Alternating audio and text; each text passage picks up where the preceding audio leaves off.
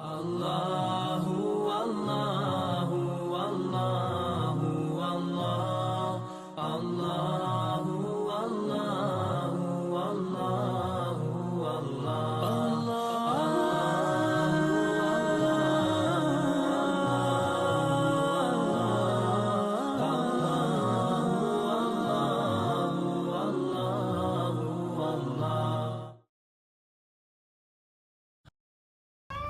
Assalamu alaikum wa rahmatullahi wa barakatuh, and welcome to Face the Truth. I'm your host, Bilal Abdul Kareem, and we have our very special guest, which is Tauqir Sharif. Assalamu alaikum. And the second one is the horse. He's the guest too. What's his name? His name is Ar-Rad. Ar-Rad, which means thunder in Arabic. Now, you gonna be nice? He's good, he's good. All right. He's going to actually teach me how to ride a horse, because as quiet as it's kept, I really don't know how to ride the horse, all right? So if I fall off, it will be edited out. Inshallah, we'll let you know that ahead of time. Heels down. Yeah, man, I feel like a cowboy. Really, I do. Yeah! So we're here, and we have our very special guest, which is Tauqir Sharif. So I'd like to say to you again, Assalamu alaikum wa rahmatullahi wa barakatuh. Alaikum assalam wa rahmatullahi wa barakatuh. So first, because there may be people who are out there who may not be familiar with you, what do you do here in Syria exactly? Where to start? Try to do a bit of everything, really. Mm-hmm. No, me and my wife, we originally started an organization in a sense. To be honest, actually, it didn't even begin as an organization.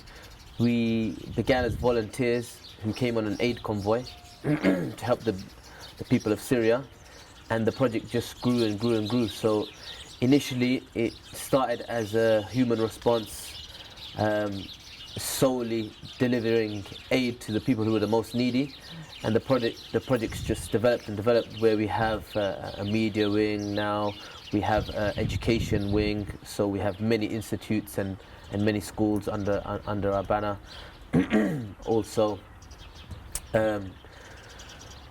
many outreach programs, a lot of different fields. So it's become a very big organization, which is not just me and my wife anymore. And that's something that we'd really like people to know, that it's become more than just one charity that supports us. There's a whole heap of charities that are working behind us and supporting our work, and the project's become really, really big. We've got multiple warehouses, multiple distribution centers, multiple institutes. And alhamdulillah, this is all barakah from Allah subhanahu wa ta'ala. Without the people back home supporting us, and the people that have been supporting us from the beginning, and of course the support from our families, we never would have been able to achieve this. Now, I noticed that you've got a big mix of Syrians and foreigners that work alongside you. Do the two groups get along, or what? Yeah, we have both Muhajirin and Ansar, as we say. So we've got foreigners here. They have different working styles, and sometimes that can be challenging. But of course, we try our best to try and manage that in the best way. And everybody has their expertise and their roles, and we just try and cater for that. A lot of the time, a lot of the people that we're looking for, in a sense, are people that have skills, professionals. And so whether it be a foreigner or whether it be someone that's a local here, if they can do the job, that's very, very important for us, because as you know, in this Syrian revolution, a lot of the professionals have actually fled to Europe and other places. So in, for example, healthcare, there's a big shortfall.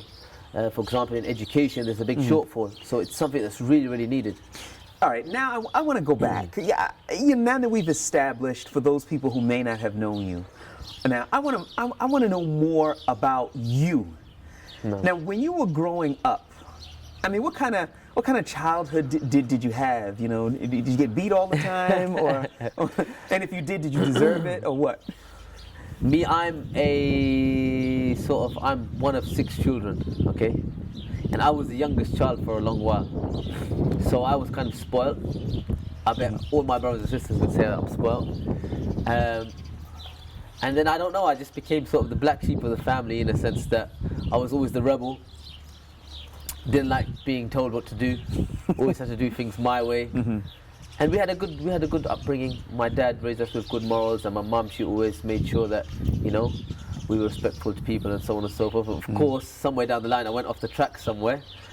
But I'm one of them people, I'm 100% on nothing. You know, I like to do something with full conviction and really put my heart into it. So when I was bad, unfortunately, I was really bad. And I put my parents through some tough times, messing around and so on and so forth. And that's one of the things I ask myself till this day, yani, whose dua was it that yani, Allah accepted that brought me back, in a sense.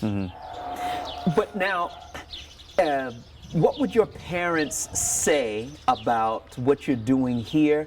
Be honest, tell us to us straight. Would they say, oh, you're out there corrupting those people? Or would they say, we're proud of you, son? What would they say? Alhamdulillah, my journey in terms of field work didn't begin here in Syria. So it started quite a while before that with 8 convoys to the Gaza Strip and the Freedom Flotilla when 9 Turkish citizens were killed aboard the Freedom Flotilla, which had lots of people from different nationalities on the ship and being imprisoned in Israel and so on and so forth.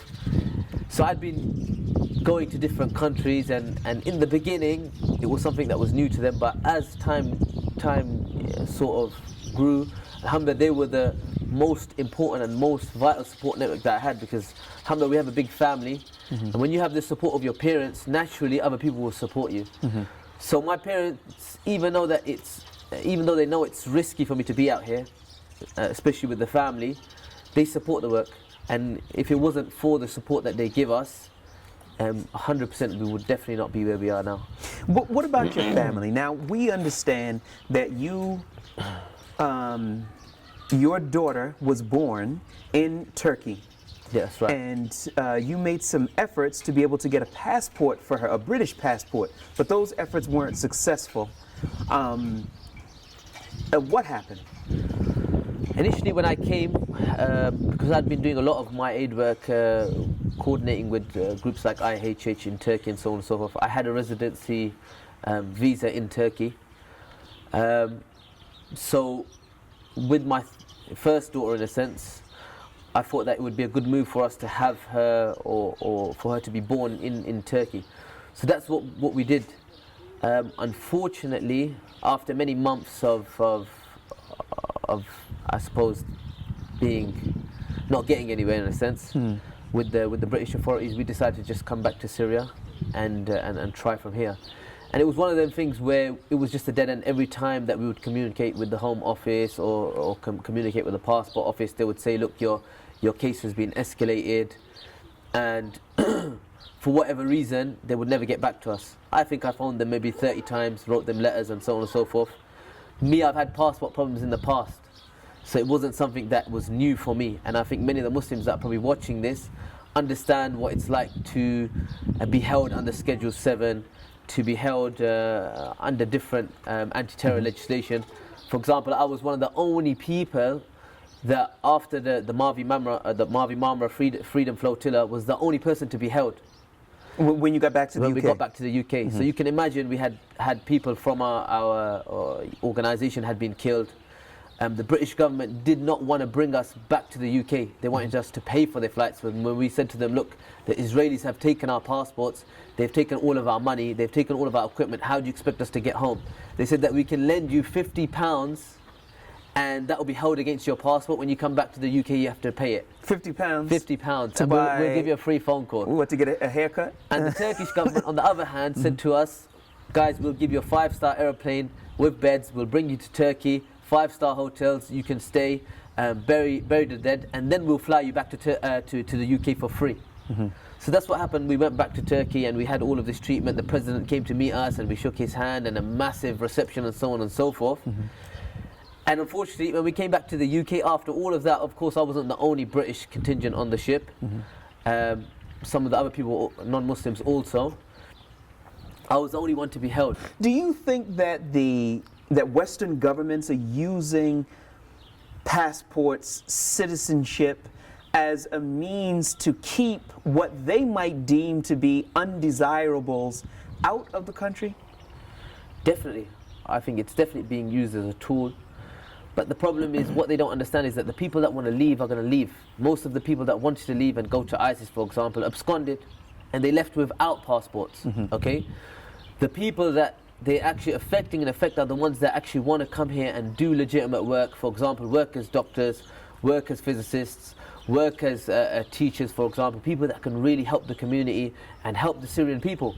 They're the people that are being affected by this, because in a sense, for example, if I'm a professional and I have prospects and I have a business and I have everything, my whole family and so on and so forth, in the UK, I have to at some point say to myself, any person that's going to come to Syria, even if they're going to do legitimate work, they have to ask themselves the question, am I ready to lose this all for the sake of the Syrian people?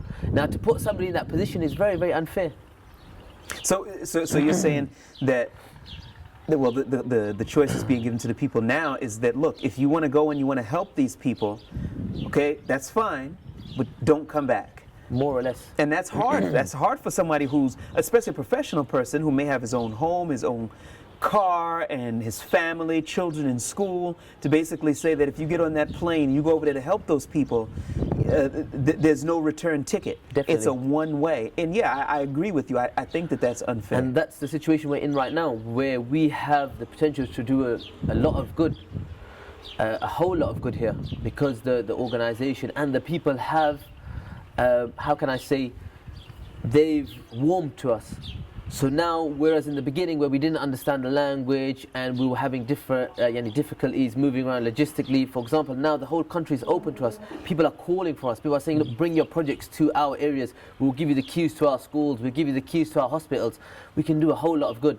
But the problem is we just don't have the people. What if you can't go back to the UK? What does that mean for you and your family? To be honest, it's one of the things that I've kind of got used to. I don't think about it anymore. I don't think about it anymore. And in the beginning it's tough, because you think to yourself, oh, I'm never going to see my family, and so on and so forth. And maybe if you're having some low days, you think, you know what, I've got nowhere to go back to. But it's one of them things. Alhamdulillah, like I said, now the people have warmed to us. This is our home. And you know, many of us are settled here. We have families here. And so we're not looking back, inshallah, we're looking forward. We want to build something here. We want to really help the Muslim Ummah, and we have that opportunity right now. I read something that was interesting just this morning, and it listed the threats that are facing rebel-controlled territories. Now let me explain. And these are just a few of them, the ones that I remember. You have the U.S. alliance, the Tahaluf. Okay. You have ISIS. You have the different Kurdish groups, PKK and those groups. You have the Hezbollah and their militias and the other Shia militias, which are coming in from Iraq. Now, all of these powerful entities are all threatening rebel-controlled territories, i.e. the territories that you operate in. That's right. What does that mean for you? Does it scare you, or what? Does it scare me? Like I said, I'm an adrenaline junkie, so getting scared, alhamdulillah, it's not really part of the vocabulary. But to be honest, we have a goal at the end of the day. And the people here, they also have a goal. And that's to live in a real Islamic State. And something that's built on real ideals and real morals. And I think that's a scary idea for the West, because every time, or the way the Western media likes to portray Islam is in a very evil, sadistic manner. So anytime anybody hears this, even people watching this now will probably say, look, this guy, he's radicalized, and you know, they just want to cut people's heads off. No, we don't. But people want the right to self-determination. And this is an important principle that we grew up with, being brought up in the West. So if we have the right to self-determination in the West, why is it not okay for other people to have the right to self-determination. And in the Muslim lands, it's only, how can I say, it's only logical that the Muslims would want to live under Islam, because that's what they lived under for 600, 700, 800 years. Okay, but now a lot of people hear this term, Islamic State. And when they hear Islamic State, that could mean a lot of things, because if you look in the Aceh province of Indonesia, they say they have an Islamic State. And if you talk to ISIS, they'll say, we've got an Islamic State. So what does an Islamic State mean to you? To me, the foundations of Islam are built on justice. Okay? So, for me, an Islamic State is an Islamic State where, for example, like the Prophet ﷺ said, that if Fatima, his own daughter, radiallahu anha, may Allah be pleased with her, was to steal, he would be the first one to cut her hand off. Okay, so for me this principle is really, really important. It means, for example, Umar bin Khattab, when he was the Amir al-Mu'mineen, when he was looking after the affairs of the Muslims, he wouldn't allow anybody from within his family to be a governor in the state, so that nobody could say that he is favoring his own people. This is what it means to me. For example, when we have certain people that are claiming to be Islamic states, we don't see justice in these states. We see a lot of poverty, we see a lot of oppression, we see people ruling by their desires rather than what Allah subhanahu wa ta'ala revealed. And that's important. Now I want to switch gears a little bit. You're in a war zone, you're running a school, you're running an orphanage, you're running outreach programs and all this other stuff. I want to take all that stuff and put it on the side now. What's fun for you? What do you do for fun? What makes you happy when you can get away from all of this? To be honest, my work is fun. I love it. To be honest, I'm living the dream. I am living the dream. Every day when I wake up, for example, the school that we're sitting in now, this is how I envisioned, or how I would see a dream school in a sense. You know, the horses, the gymnasiums, all of the physical activities that we do, all of the outreach programs, playing football, swimming, all of this stuff. This is what I enjoy doing. So of course, when we're doing it with orphans or displaced children, that puts a smile on my face, and I'm enjoying myself at the same time. So I'm doing something that makes me happy and it makes them happy at the same time.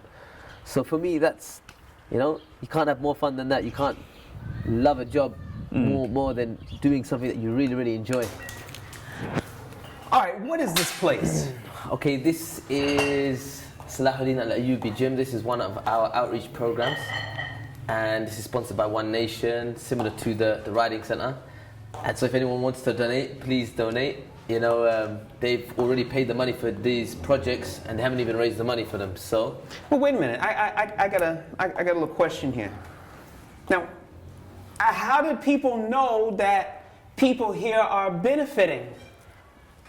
I mean, you the main guy. We don't know what you can do. I mean, you got a pink rope. I don't know if you can jump with the rope. All right, ready? 1, 2, 3, go. Bismillah. Oh. You stopped too? You stopped too? Okay. I think you saw the white in your beard, man. Okay. Okay. Sum it all up. Why a gym? Because we got a lot of displaced children, and a lot of children. For example, if you just walk around the camps, this gym is right in the middle of maybe around 40 camps with around 100,000 people. So you've got a lot of children here that don't have a positive way to channel their energy. So this is something that we give them. It's a learning experience for them. It gives them discipline, rather than just being out on the streets and vandalizing cars or messing around or getting up to no good. They have something where we can teach them some real morals. We can sit with them if they want to speak to us about their problems, things that they're facing at home. This is the medium that we use, and this project's been running approximately about 5 weeks now. And we've seen a massive, massive success with projects like this, especially this one. And many of the people, they said, why are you guys opening a gym? But when we actually opened the gym and we started doing courses and we started doing some speech therapy, some talks here, and people really started to understand. Now if you come here at 5:30 on a normal day, today's Thursday, so it's closed, But if you come here 5:30 on a normal day, you'll see the gym is packed. You know, I'm going to ask you a question. It's going to put you really on the spot, but I can't resist.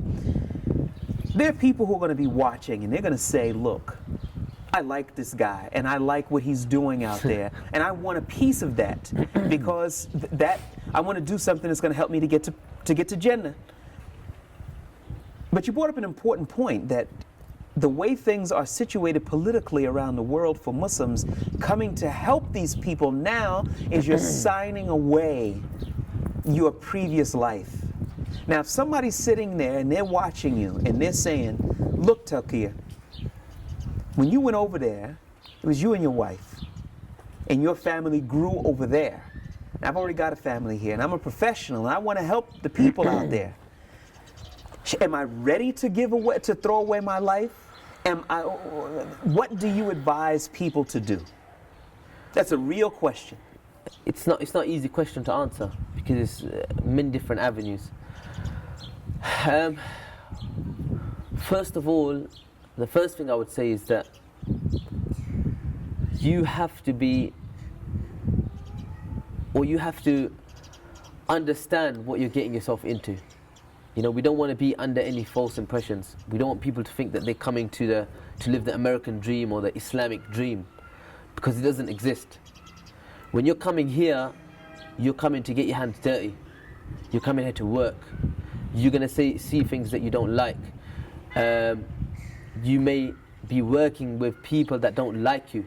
You may have people tell you that all of your efforts are fruitless. Mm-hmm. You know, you have to go through a lot of things. People may not appreciate you, or you may not feel appreciated. You're going to be out of your comfort zone. The culture is different, the food is different, the weather is different. So you have to understand, first of all, what you're going to get yourself into. Secondly, and this is the difficult one, a lot of people, they say, you know what, the first one, okay, it's going to be tough.